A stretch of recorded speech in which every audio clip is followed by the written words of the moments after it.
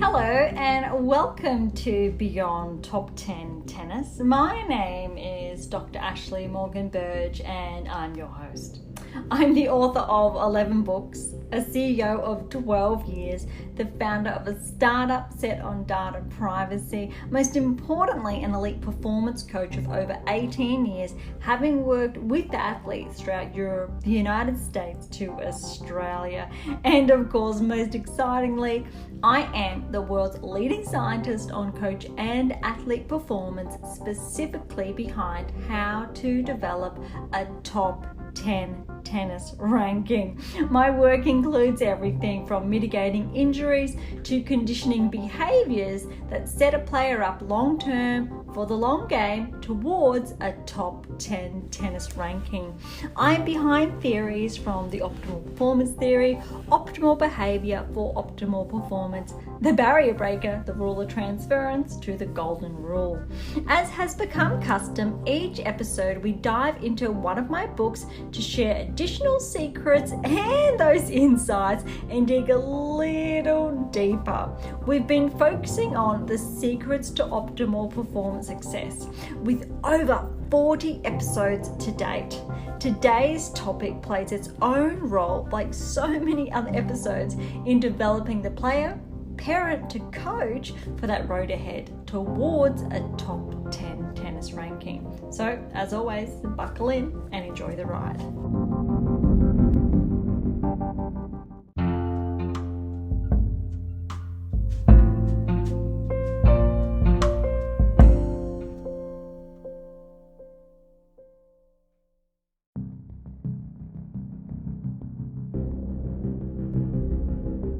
Thank you so much for joining us.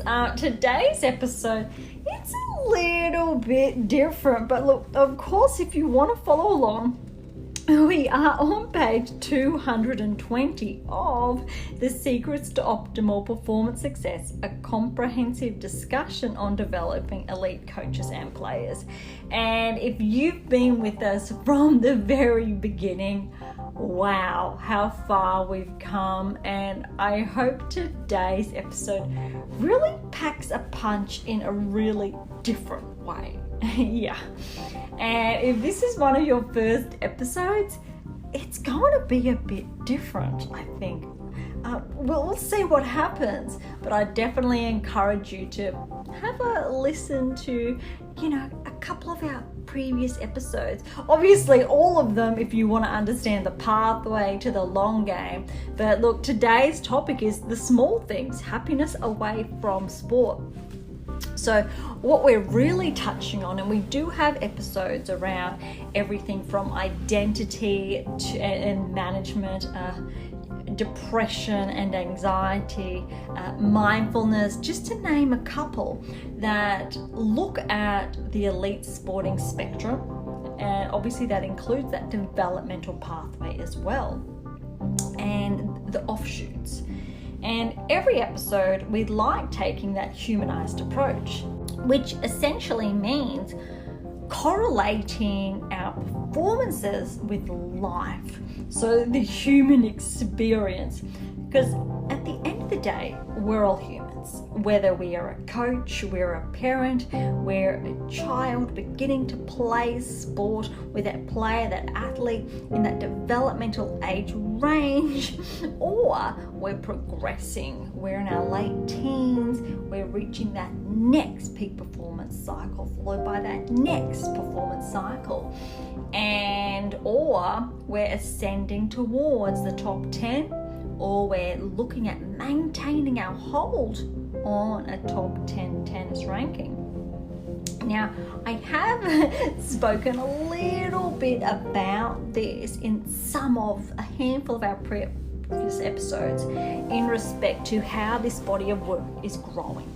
And what I mean by that is a current publication it's in the works, but it's really relevant for today's topic about the small things and happiness away from sport. Because again, taking that humanized approach, over the course of the last 8 years, I have been publishing and pushing out this body of work to ensure you have access to this in real time to progress towards the top 10, but also, and I think most substantially, mitigate injuries, because that's a huge part of my work, but also lived experience that I've also touched on. But the relevance, or I'm getting at or towards, is the away part. And this year, whilst I did, and I have started and made big headways on this body of work I'm talking about, so that the more recent one that is going to be coming about soon, I'll say soon, so I'll leave that open-ended, is because I decided to take a little bit of a pivot. And that is to speak and share and talk with you. And Beyond Top 10 Tennis came about, and it's in a way, it's inadvertent, and obviously there are direct correlations there with the work, and everything that is discussed is extracted essentially from one of these texts. But at the same time, it's been incredibly challenging to maintain that steadfast focus on that topic, whether I spoke about it 6 years ago, wrote about it 7 years ago, or 4 years ago, or maybe 2, and then ensuring that this new body of work flips the switch, which essentially means it's a new take, it's a new approach, and it's actually something, it's an incredibly new and important topic, which really pieces the 7 keys together. And in order to do that, I have to be incredibly mindful that I'm not distracted, or that my attention is not other, in respect that I can give it that full different perspective and attention. And how that's relevant is because we're looking at the small things and that away part. And if we use this body of work as a way, it's so applicable for that humanized approach, because we all have these competing priorities. And these competing priorities are apparent in life, whether we are that evolving athlete or we do have that professional career in a different aspect. So I'm sure the parents out there relate quite significantly to this. The coaches, I'm sure you do in different ways. And this is what's so important, because it's the ability to change focus. It's the ability to give something our full attention and pivot, to be able to remove ourselves from that situation or that environment, to dip our toes in the water in a different area. And if you like, by myself sharing this personal account, the body of work, so this writing essentially is akin to that full scale performance spectrum. So for the athletes and players out there, although I've done my time, and the pivot then is for me talking and sharing with you. Now, your pivot then would be that away proponent, and it's really drawing on that humanized approach and the episodes we've had about identity and that mindfulness. And it's asking you the question, what do you like to do when you're not playing tennis? What do you like to do when you're not at training, or if you're not at tournaments, and if you're not preparing? So every tennis play is going to be different. I mean, some of you are going to be the same, of course, but in respect to things you like, that you enjoy, and these are really important, and I think they're not given enough attention. And why they are so important is because it's fundamental to have that full identity that can change at any moment in time, but it's constantly changing as you're growing and evolving into the person you are going to be and or that you are becoming, and that athlete you currently are and becoming. And it's a very rewarding and exciting process. And the more of, let's refer to it as the other, the happiness away from sport, it actually compounds and has that capacity to influence your performance in positive ways, because it acts as a different outlet. And being able to leverage this also helps build more resilient players. And that is, I'm not going to say that's a scientific jargon, so to speak, and that the data is there. It may or may not be. But when we're looking at human psychology and child development and that identity crisis, we know that the work is there. And that talks towards being able to remove yourself from a situation, not having your whole identity wrapped up in the one. And another personal recount, which I think in a wonderful way I'm happy to share, but at the time this happened, definitely that was not the case. And where I'm going is that and those of you who are familiar with my story, is that when I succumbed to injury, after injury, and I've touched on the peak performance cycles that used to happen, and then the onset of another derailing injury, and by derailing I mean months off, not just weeks at a time. And so essentially what happened is that I was never taught about the other. And that's why hopefully you can hear why I'm so passionate about this, because my identity when it came time to hang the rackets up, so to speak, was heartbreaking. But it was more than that. It was a loss of self. And this was in my very early 20s. And it was very confusing, conflicting, and I wasn't raised in a sporting dynamic, in that home environment that was conducive to performance. So the understanding was not there, the redirection was not there, and also at this time, unfortunately, the coaches around, they were not familiar with this, whether it was something that they had not experienced themselves, or it's just a lack of understanding, because we also know when we're looking at the coach education spectrum, and we do have episodes that touch on that, but more specifically, this learning environment does not include this. It does not include an athlete's identity. It's almost to the contrary, where a player's athlete's identity is fully encompassed in their performance, where the encouragement to do other is not.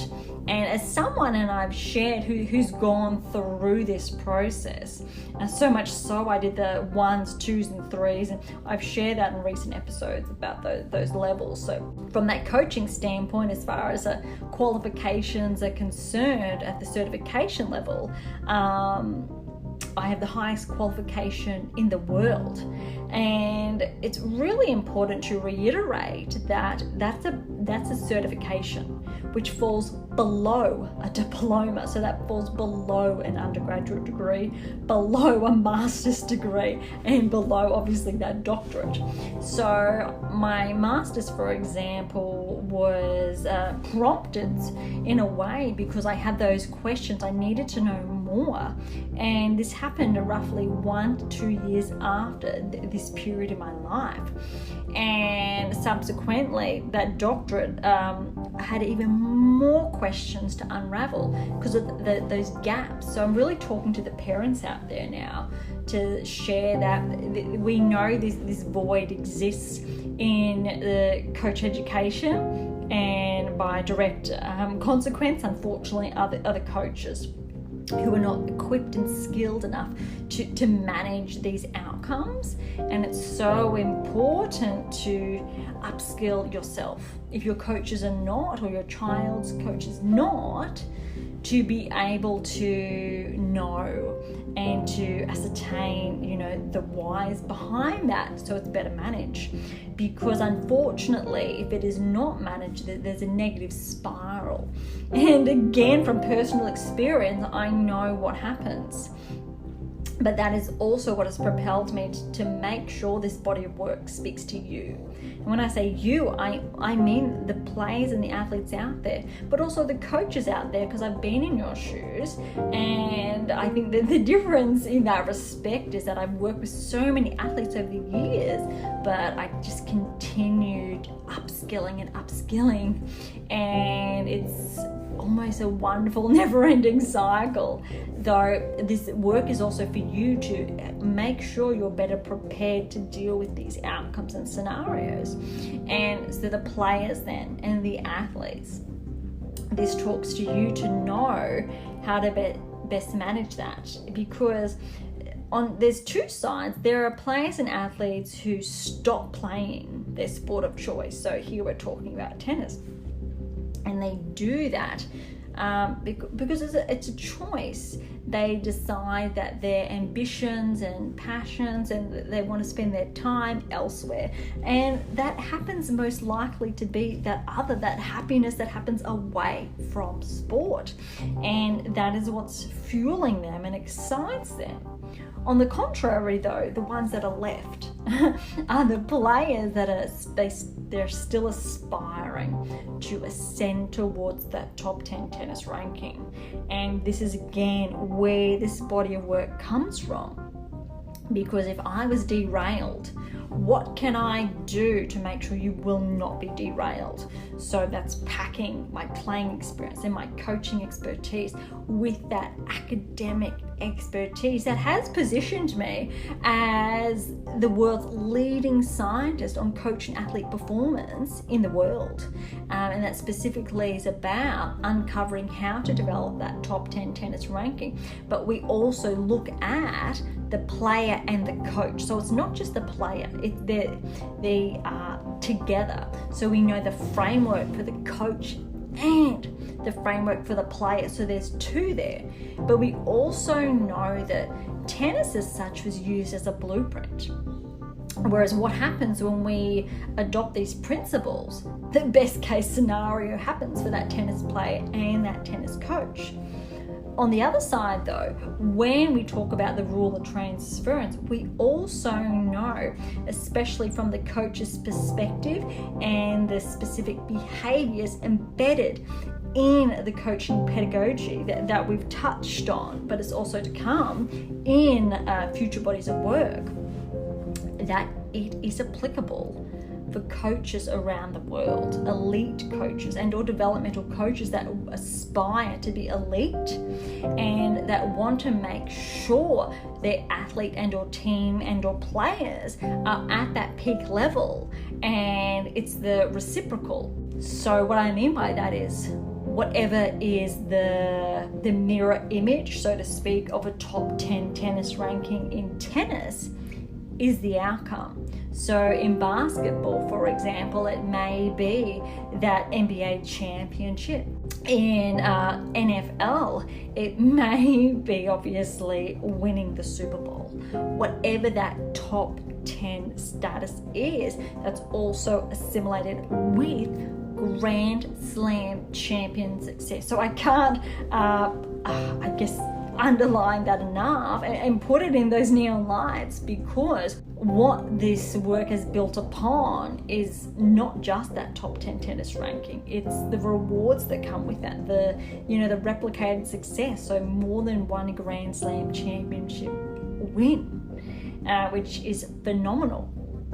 And so we also know then the pinnacle of sports we can look at is the Olympics every 4 years. And if you want to gain the edge in irrespective of whatever sport you're in, you need that elite coaching pedagogy to be positioned on that podium.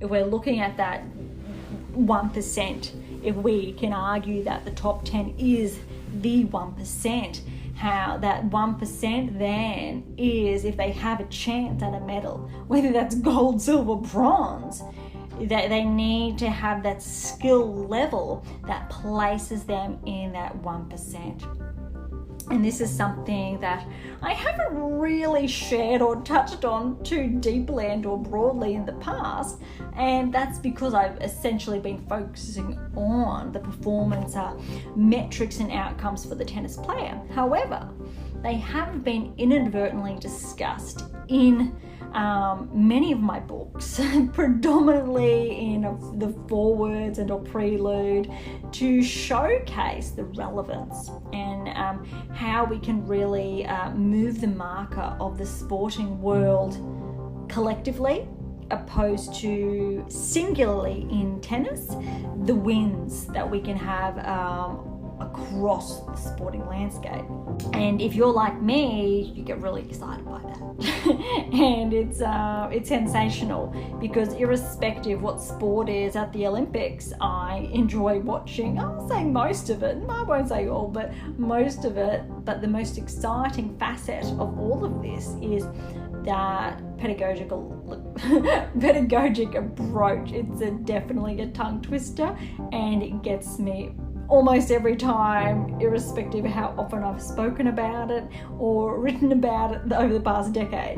It's a bit of a fun one. But really, again, we want to focus on the small things, and one of those small things is definitely the underlying work that is involved in that pedagogic approach, the skill set that underpins that. And we know the 7 keys are significantly attributed to that. So I think one of the best aspects of this work is that whilst the majority of it, the significant majority, does focus on tennis, the book we've been focusing on, for example, The Secrets to Optimal Performance Success, is not just tennis. And that was for very good reason. It's essentially for all athletes and players and coaches and parents to set the scene, set the pathway, so you know what it really takes from that tennis perspective, potentially, but also the crossover in other sports. Now, the science of elite performance, for example, is a significant body of work. And that's another text that's not just tennis. It is heavily scientific. It is heavily focused around tennis, but there is so many offshoots and inadvertent applications there. So it essentially is a progression from not too much tennis, not specific as such in tennis, and then the specificity grows, so it evolves. So the What Is Your Game Missing series, which is what is your game missing, what is your game missing now, and what is your game missing to win, they are heavily tennis focused, with specific performance metrics unveiled in each text. However, there are varying components in each book that also set the scene for other sports. So there are wins across the board there. And then the later text from, I'm Your Tennis Coach and Guru, to most recently, the 7 keys to optimize your life, uses tennis, but it has that transition. It's actually the 7 keys to optimize your life is twofold, because one, it unveils clearly, distinctly what the 7 keys are, and they are specific to tennis, but they do have a crossover, so the transition to other sports, which is phenomenal. But it also sets the scene, so that pathway for that life part, where tennis is used as a blueprint as such to showcase the other wins in life. So when you're looking at happiness, again, away from sport, and you want to excel and achieve and be inside that 1%, and again, keeping with the theme that, happiness is number one, but you may still be quite competitive, and that 1% is achievable. It's with the 7 keys. And let me tell you, it was absolutely exhausting writing it. It was just because it's so much, and it was a task in and of itself. finding that way to share with you how to get there and piecing it together. And it was a very complex puzzle in a manner of speaking, and that essentially is again what the current text I'm working on is about. It's quite involved and complex, but my challenge is piecing that puzzle together to make sure you see where it's coming from and where it's going to get you. And it's all well and done sharing it with you verbally, but in written form and making sure it is more clear is a significant challenge.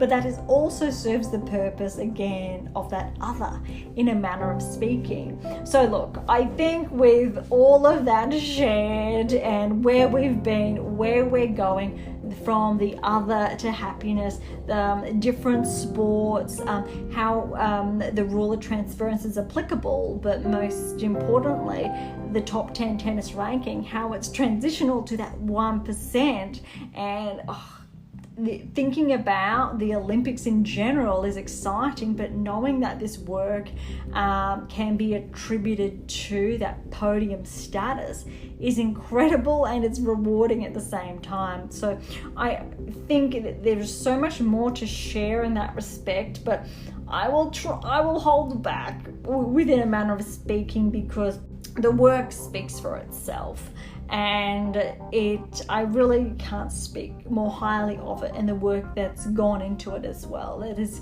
been incredibly carefully crafted, if I can say so myself, and it's with that intention from someone who's walked in your shoes, whether it is that player athlete perspective to that coach's perspective to that parent and or guardian view, to really unravel and know the pathway to the long game that's ahead in the next, the initial 10 years of play to the second 10 years of play, for example. That building 20 years of play is, I think that speaks for itself as well. It's an incredible body of work. But if you want to follow along today, 220, and we'll draw out just a couple more additional insights. How do you enjoy the smaller things in life? As coaches, sometimes you become so involved in your profession that you don't take time away from coaching just for you, enjoying the smaller things in life.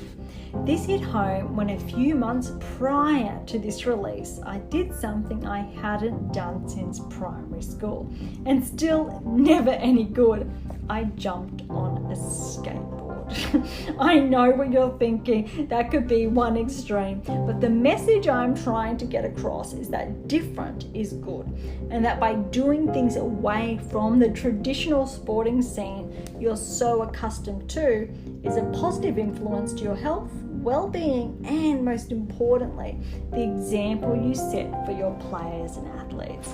This is hilarious because I recall this at the time. I don't remember, however, what prompted me. I could have been writing this chapter, to be honest, and then I probably just went to the store and bought a skateboard because why not? But I think it's also because I used to have a skateboard in my toolkit that I would use with athletes to work on their balance. And that's a big tip that you will find one of those tips or similar ones in I'm Your Tennis Coaching Guru for those lessons and planners. But I think the fun part about that is incorporating the other. So whether it's a skateboard, a soccer ball, basketball, into different components of play to amplify those performances, because they are there. You just need to think a little bit outside the box. So that's something a little bit different that's included in that specific text. But back to this, I remember how much fun it was. I have to confess though, I don't do it anymore, and I have not done it for a couple of years, at least probably, I want to say 4 years, maybe 5. However, that is for good reason. So I probably only kept it up for about 2. I had a little bit of an oops. I got a little bit too excited, and I did end up having that aforementioned oops, and I did get a fluid buildup around my knee, which did not allow me to run, and I was sidelined for a couple of months. And those of you who have listened to, I think, more recent episodes, you know that I'm a bit of a fan of running, and that is something I transitioned into after my playing days. So it was all fun and games until that happened. Though I think it's incredibly important to obviously find that other. I think that other in that itself, for me, from whether that is being something, whether it's pretending you're a teenager again, for the coaches out there, within reason, and just having good-hearted fun and leading by example to show that you do have that balance, whether it's, you know, building puzzles, playing with Lego, to those board games, or there are so many examples out there.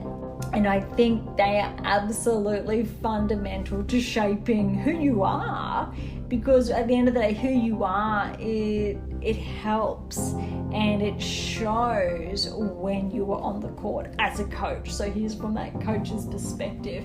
If you are incredibly regimented all the time, and that is essentially what your players are going to experience with you on court, and I can tell you right now that that's not something they're always going to want to show up for. And that obviously talks towards one of our most recent episodes on, you know, the training sessions that can't be missed. And I'd encourage you to just read up on those blog posts as well, because they're a bit of fun to write with additional insights. But I think what's most important is thinking about what you enjoy doing. It's something you haven't done maybe for a while that just naturally makes you smile and or laugh. And doing that, and even leading by example, so that throws back to the episode on being an exceptional mentor and making yourself available. It's also leading that by example to show to your athletes, your players, that away from tennis, happiness is there, that you want to tap into that, because a happy child is a healthy child. A happy player, athlete who is also happy away from the court is also a healthy child. And I know so the 16, 18-year-olds, sorry in advance for that child reference. I can say a healthy young adult, a healthy teenager. So irrespective, I think, which demographic you fit into, and especially to the ones in their 20s on to a young adults and or adults, depending what level and or age you are at. So that is there to accommodate all of you, because I think at the end of the day, it's fundamental to know what you do away from the court. It's just as important from what you do on the court, because if you've had a pretty dodgy negative day, there's a very good chance your training session is probably going to be very similar. If you handle though and you have good things happening during your day, you're probably or most likely going to rock up to training in a more healthy, positive mindset with a more conducive performance that you can just be more receptive around and of. So when we're really trying to tap into happiness that's external from our performance, it's out there. It just needs some attention, which means for the coaches out there, you can use that and leverage that to help that athlete's performance and push the market further. For the parents, it's a wonderful offshoot to use to benefit, I think, both sides in that respect. And to the players, the athletes, it's using that and finding that and letting it complement your love of the game, and then in turn your performance.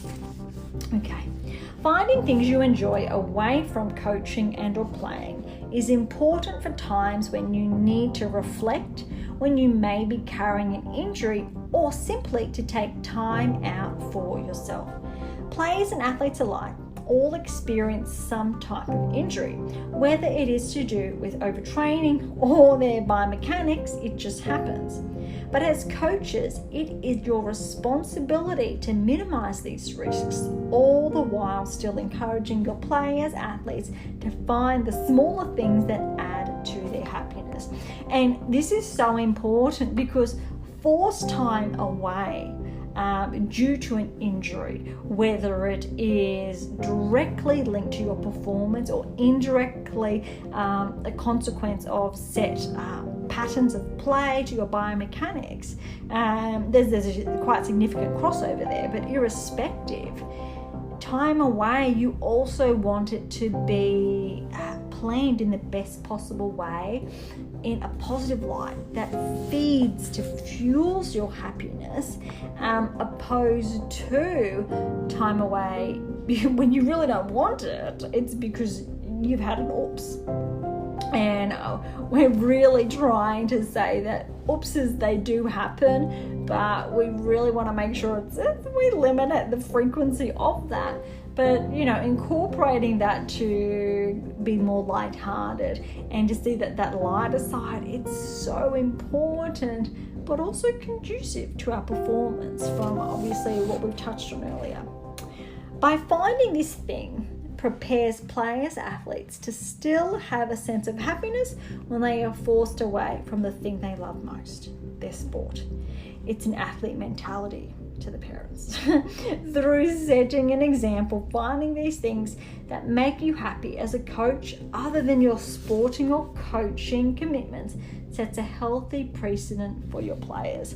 And if my skateboarding analogy did not share with you that it really can set that precedent, because it's the outside, but it also adds that extra layer of relatability, and it's being in touch with those players and or your demographic you're working with, and not shying away from, I guess, those things that make you smile to the coaches out there. But this is just as applicable to the parents. It's just as applicable. I can't emphasize that enough, because happy parents and or guardians that they know how to still have fun and have a laugh shows that to their child, and or obviously in turn the players and the athletes. And again, we're really underscoring the lightheartedness and the silly side. And it's very really want to look at what does your child enjoy doing and participating, whether that is playing basketball to getting that skateboard out, or building sandcastles if you are near a beach like I am. It's completely up to you, but it's also incredibly fun and helpful as well when you get to interact on the tennis court with your child and all that player athlete, and also have laughs, because I'm a huge believer that they work hand in hand. And look, at the end of the day, if we're looking at heading towards that top 10 tennis ranking, these are core inadvertent principles that have a huge impact. And again, recall touching on that elite coaching pedagogy and those podium finishes, and the potential there when you harness the 7 keys and you really become innately familiar with an elite coaching pedagogy, the sky's the limit.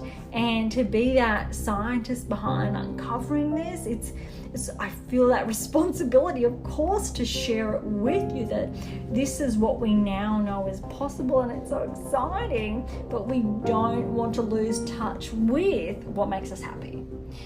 We want to keep that happiness front and center to ensure it's with us, and to have that dual identity as that tennis player and or coach for that matter, but also that other that really feeds and draws in that happiness, so they are more conducive and they help one another, and those attitudes, those values, those beliefs at the same time, when at the end of the day you are pursuing that top 10 tennis ranking.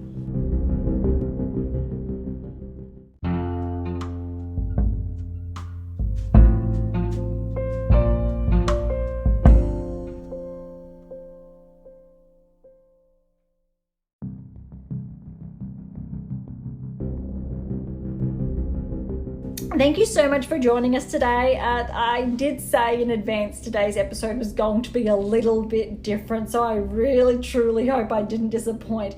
It was a little bit more lighthearted, a play on words there, focusing on happiness, and I think the different crossovers there from performance but also play in real life, and remembering what play is for the players and athletes away from the tennis court, but also primarily the coaches too. So what play means to you away, whether or not it is something similar or the same as a bit of skateboarding.